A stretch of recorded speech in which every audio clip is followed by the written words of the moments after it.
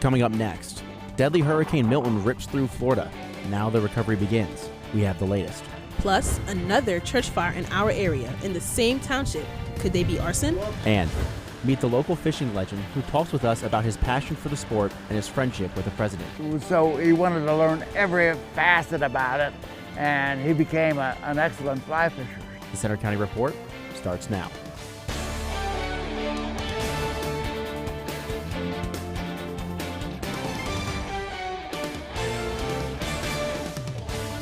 Good afternoon, I'm Josh Bartosik. And I'm Yaya Wan. Thanks for joining us for the Center County Report.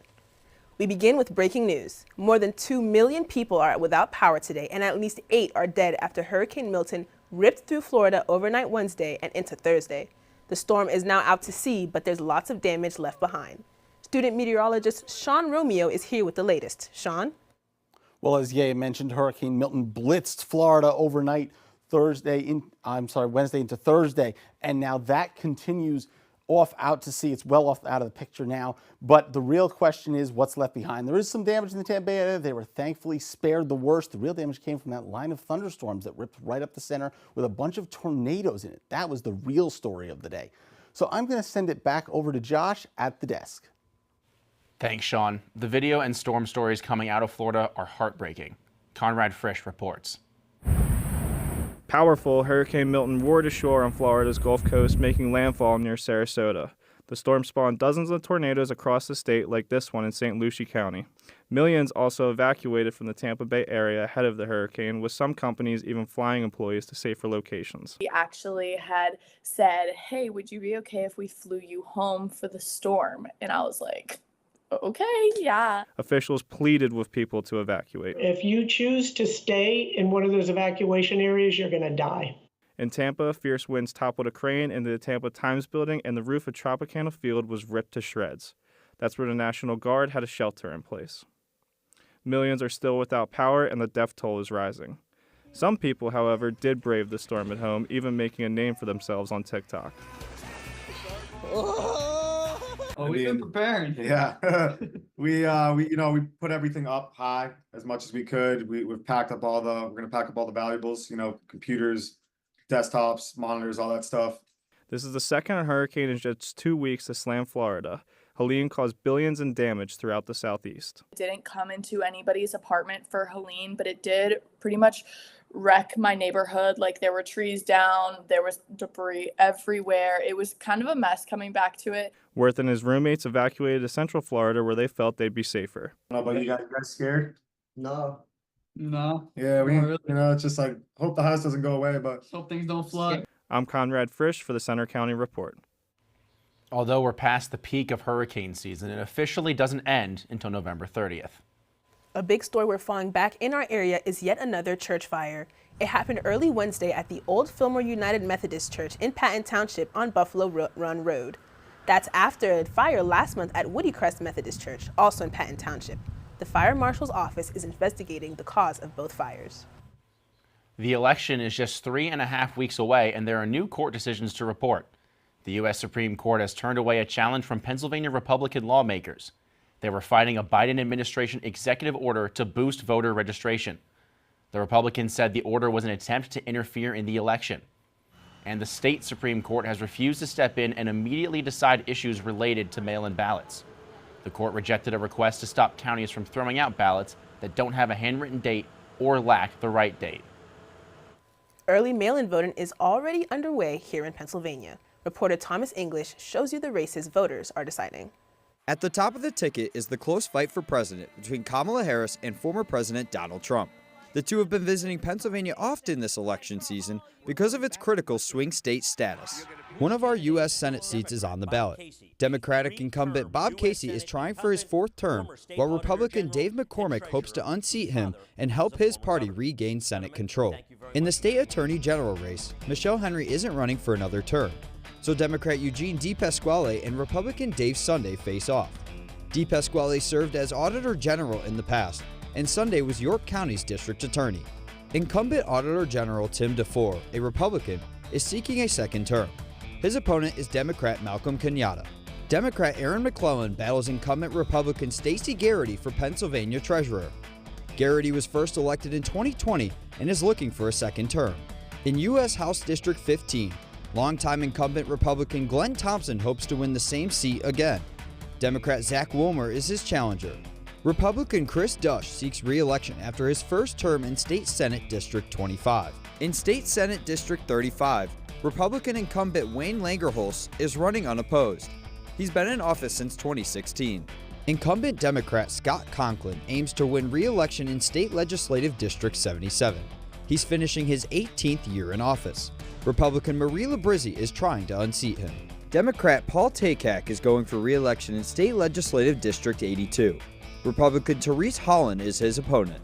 And incumbent Kerry Benninghoff is running unopposed for re-election in State District 171. He's held the office since 1996. I'm Thomas English for the Center County Report. You have until October 21st to register to vote, and the Center County Report will bring you live election coverage on November 5th.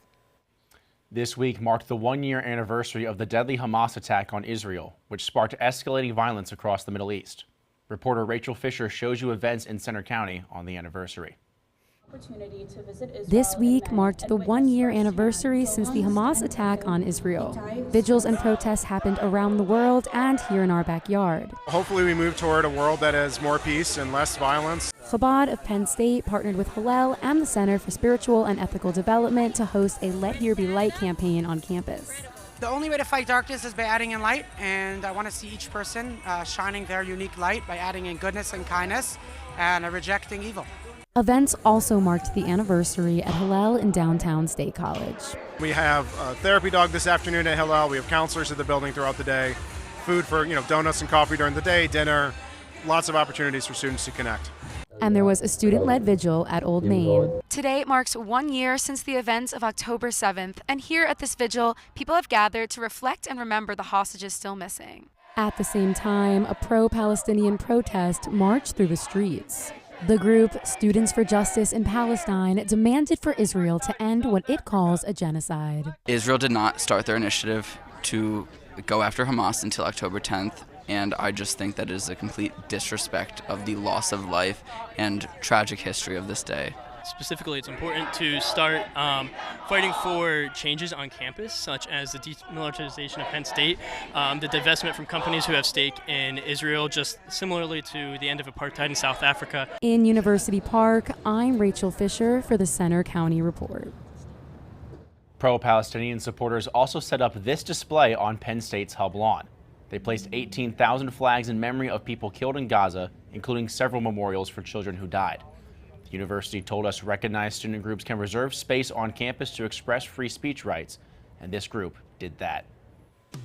Still to come on the Center County Report, we check the weekend weather forecast. And a celebration event kickoff for a big local film festival. Also coming up, meet the State College fishing legend who's had a long friendship with America's oldest living president.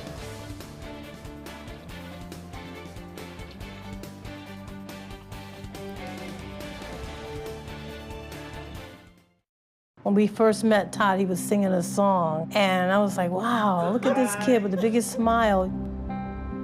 Todd's a joy. Yes. Todd's really is a great joy. And you. Learn about adopting a teen at adoptuskids.org.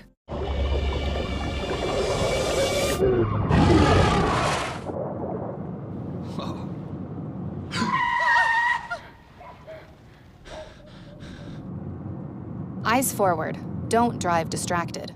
Children are the greatest joy and our best hope for a better future. Friends, they are the future. But did you know that millions of kids are facing hunger every day? Food is not just food. It's energy, health, confidence, hope, and even love. Yes, love. Thank you! Learn more about how No Kid Hungry is helping end child hunger in America at helpnokidhungry.org.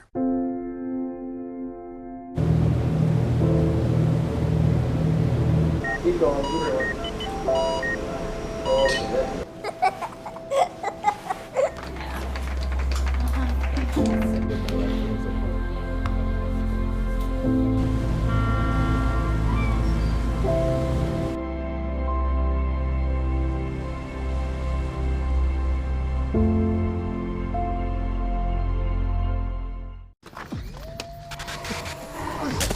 Multiple studies have shown that marijuana can slow both driver reaction and response time, which can be really dangerous. He's here. He's here. Wait. What? I can't drive. Why? My. Oh.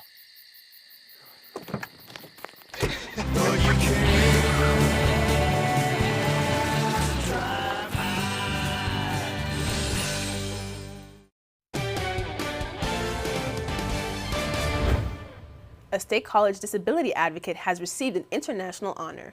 Emily Steffensmeyer has lived with chronic fatigue syndrome and other health issues for years. She was recently named to a list of people making a difference worldwide by Diversability.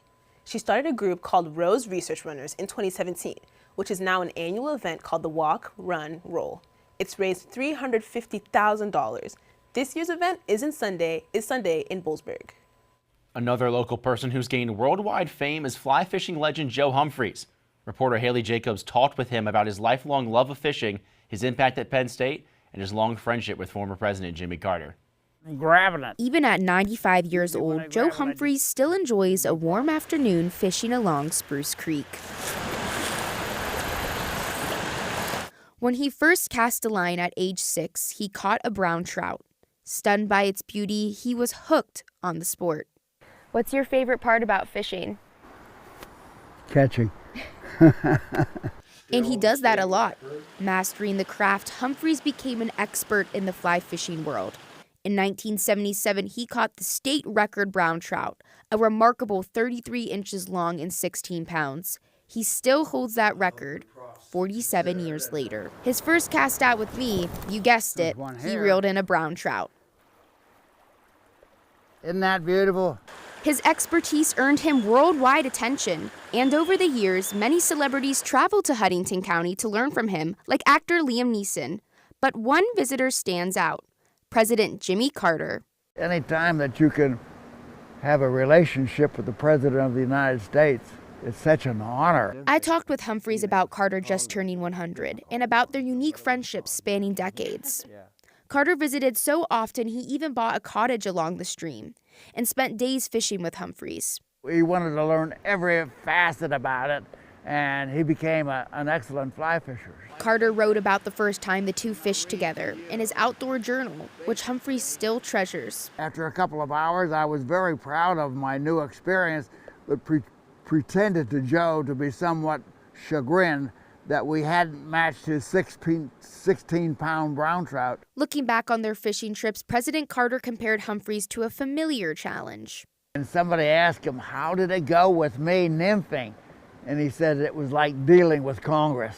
Just as Carter joked about the challenge of fishing with Humphreys, Joe channeled that same determination and patience into the classroom, teaching the fly fishing program at Penn State for years. George Daniel now leads the program. The cool thing about the fly fishing program is that we are, again, not teaching these kids how to catch fish, but we're teaching these kids a skill that they're going to use for the rest of their lives. The program, started by legendary fly fisher George Harvey in the 1930s, became an accredited course in 1947. Humphreys taught it for 19 years, and recently, through an anonymous donor, it was renamed the Joe Humphreys Fly Fishing Program. Daniel continues the tradition, even as the world changes. Things are going to get more and more difficult for these kids. These kids are going to need some sort of relaxation, a way to kind of detach themselves from everyday life. The program's ultimate goal is to be financially self-sustaining, and a major fundraising effort is underway. Joe Humphreys hopes students can fall in love with fishing, as he did so many years ago, and enjoy its challenges, just like in life.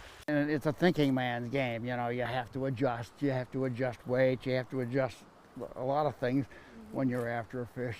He sees fishing as a line to a lifetime of connections.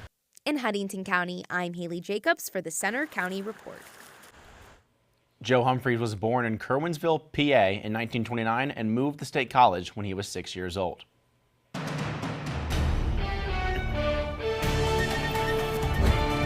Such a cool story there with Joe Humphreys. Speaking of cool, it was very cool last night here in central Pennsylvania State College specifically, Now, right now, it's up to 60 degrees, though, almost, which is comfortable and a good day to be outside with the fall weather. You can see the leaves are starting to change. It's a really beautiful setting, tell you the truth, here in central Pennsylvania. 59 here in State College right now. It's already 64 up in Erie, 61 in Philadelphia. So really starting to clear out and become a beautiful fall day outside. This afternoon in State College specifically, we get up to the mid-60s, about 66 for your high today. It's a really comfortable temperature. The humidity is also very low, so it's a real good time to be outside enjoying some great fall weather.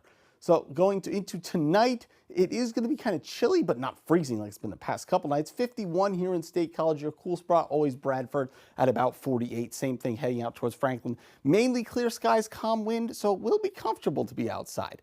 Going forward, and our fall foliage report, this was last week, so this will start to change, get a little bit better in terms of what we're looking at. It's getting closer to the peak here in State College. It's peaked down here in the mountains out towards Johnstown and south of there. Still starting to change across most of the eastern half of the state, but up in the northern tier, that's where things are starting to look really nice.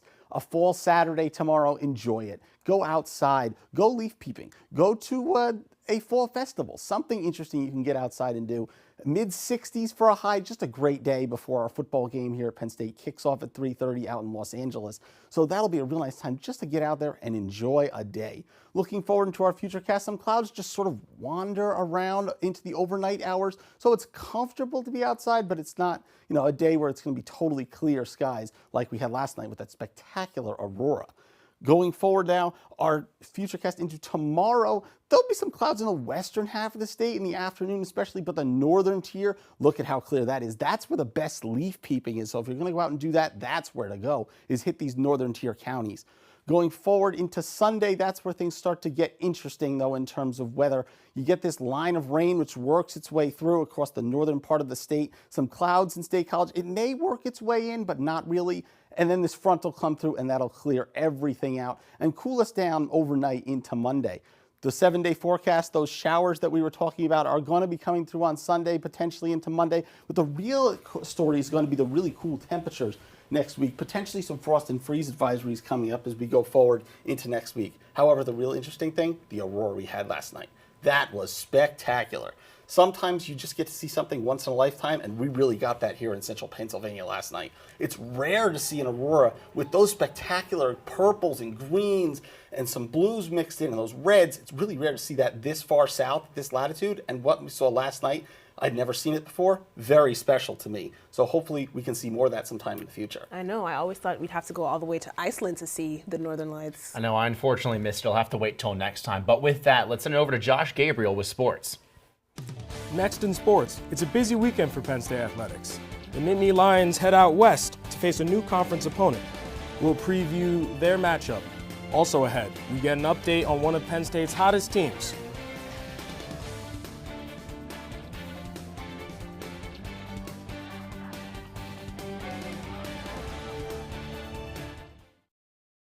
Hey there, I'm Lance Bass, and this is Chip. And if you're like me, your pets mean the world to you. And if disaster strikes, saving them is a priority. Learn how to keep your best friends safe at AmericanHumane.org.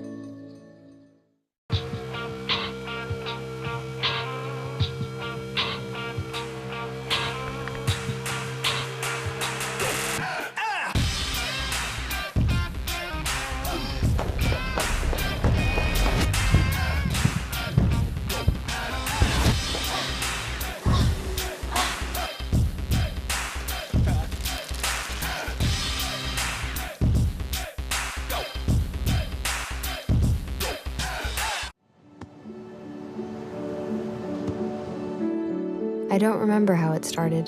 Go to that. Our back and forth.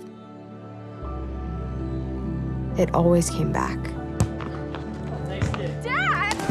You probably don't remember what you told me, That was perfect. but I heard every word.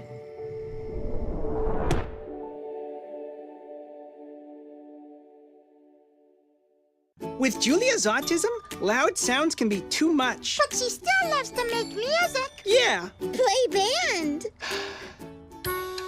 Early screening for autism can make a lifetime of difference. Find out more at screenforautism.org.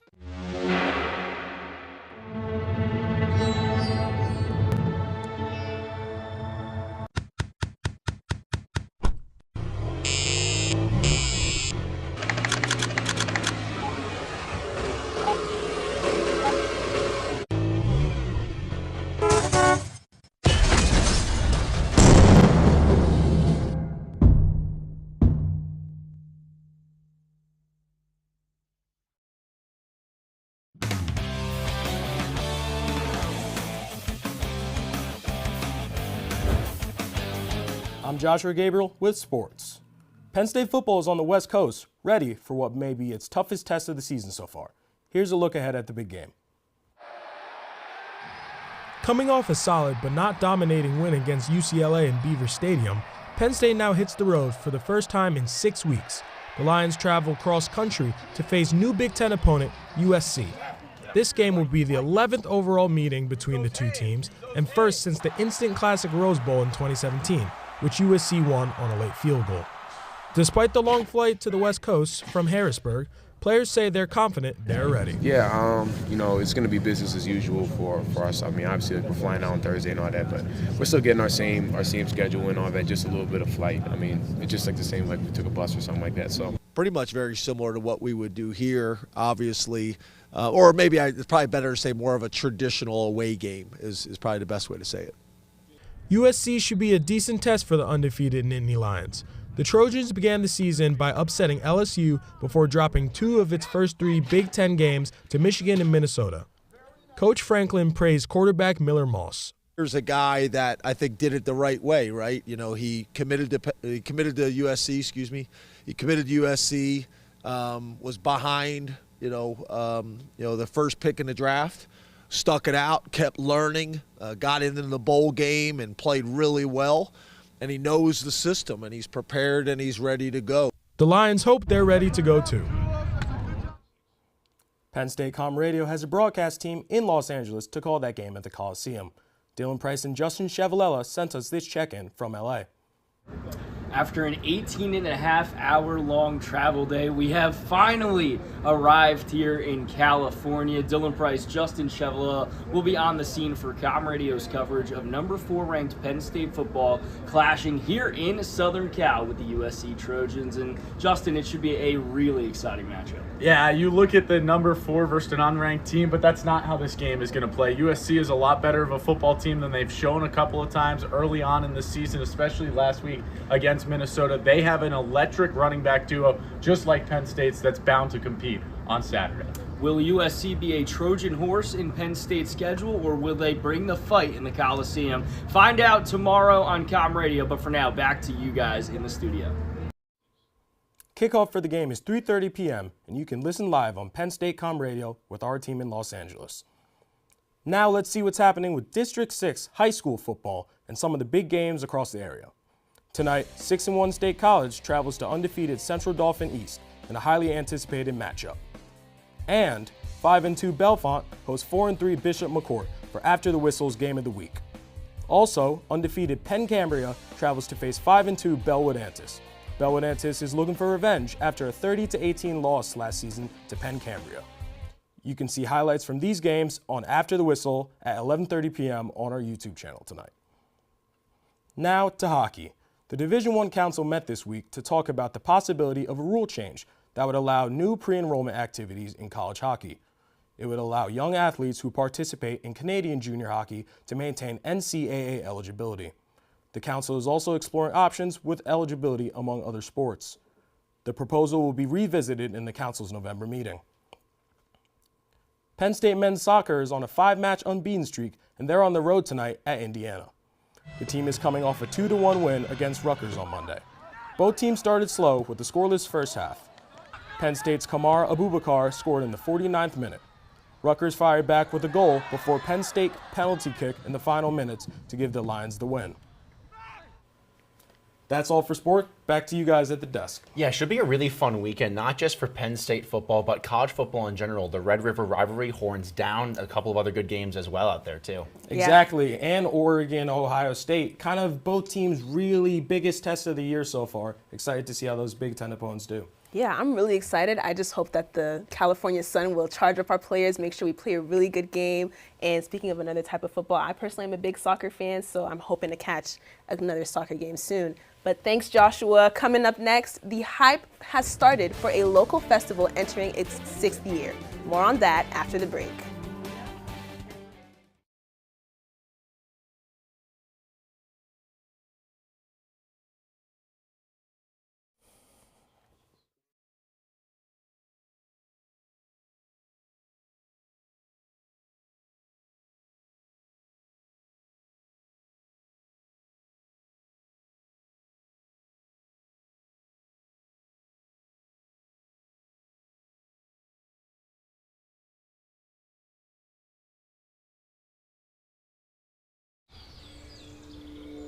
Hear that?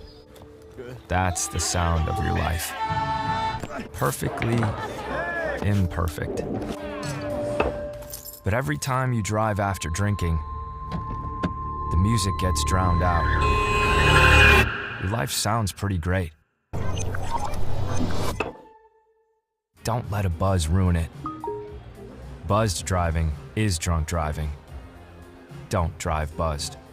There's been another deadly shooting at a local elementary school. According to authorities, the suspect acquired the gun from a family member's home before using it to take the lives of innocent children and teachers. Store your gun securely, locked, unloaded, and away from ammo. When it comes to disasters and emergencies, it's not a matter of if, but when. I'm relying on luck, but who knows if it'll be on my side. Let's prepare so we all have a better story to tell. Take control at ready.gov/olderadults. When I was 10, my mom got deported. We had a difficult time, and I feel that's why I didn't get to finish school. My husband is really supportive in a way that he pushed me to go back to school.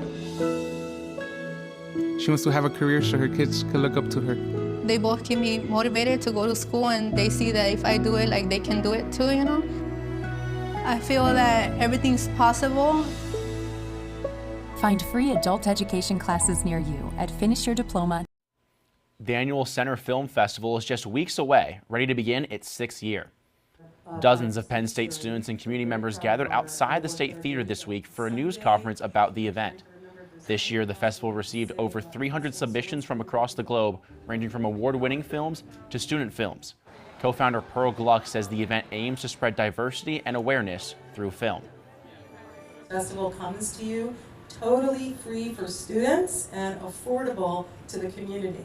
What we're doing this year is not very different than any other year. We're bringing you global films with a local impact and local films with a global impact. The festival runs November 11th through 17th. That's all for today's newscast. We hope you'll join us Tuesday for our next local news update. And you can follow us anytime for breaking news on our Center County Report X, and you can see our stories on our Facebook page, Instagram, YouTube, and our website. Have a good afternoon.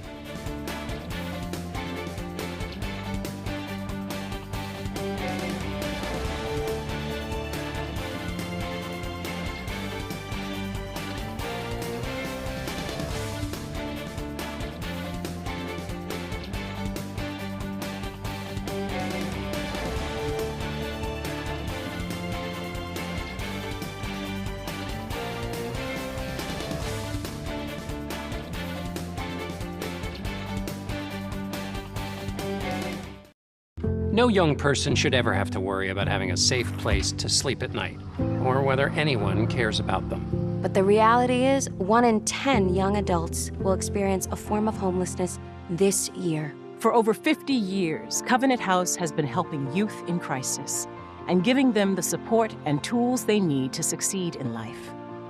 To learn more, go to covenanthouse.org today. Thank you for caring. In Iraq, our truck hit a roadside bomb. I had about 16 surgeries on my hand so that I could regain function. And when I came home, I needed a new roof due to a storm. And I was about to lose homeowners insurance as well. I applied for Operation Homefront Critical Financial Assistance Program. And it's good to know that when we come home, there are people who are there that care about us. Operation Homefront, they've really been a blessing. I'm Sandra, this is Jorge, and we were adopted in 2019. I remember when they first came to us, Michael was already a teenager,